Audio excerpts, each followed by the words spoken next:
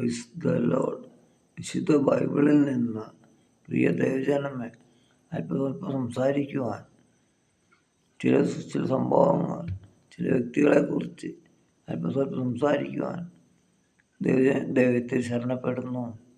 താങ്കളുടെ വിലയേറിയ ശ്രദ്ധയെ ഇത്തരുണത്തിൽ ക്ഷണിച്ചുകൊള്ളുന്നു. സ്തോത്രം. Praise the Lord. സങ്കീർത്തനം 42:3. ജാതികൾ ചോദിക്കുന്നു, നിന്റെ ദൈവം എവിടെ എന്ന്.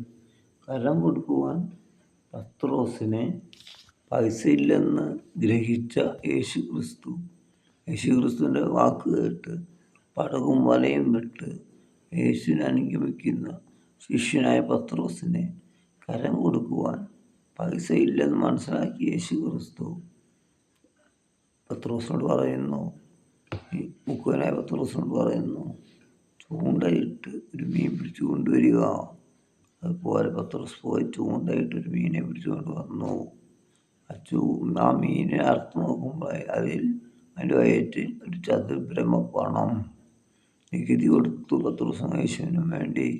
അതായത് ഈ ലോകത്തിലെ നിയമവും അനുസരിക്കേണ്ടതാണെന്ന് യേശു ക്രിസ്തു ആയിരിക്കാം. എന്നാൽ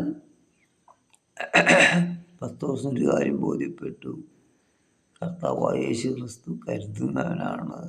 പത്രോസ് അപ്പോസ്തലൻ തൻ്റെ ലേഖനം എഴുതുമ്പോൾ ഇപ്രകാരം എഴുതി വെച്ചു. അവൻ 1 പത്രോസ് 5:7 അവൻ നിങ്ങൾക്കായി കരുതുന്നതാകയാൽ നിങ്ങളുടെ സകല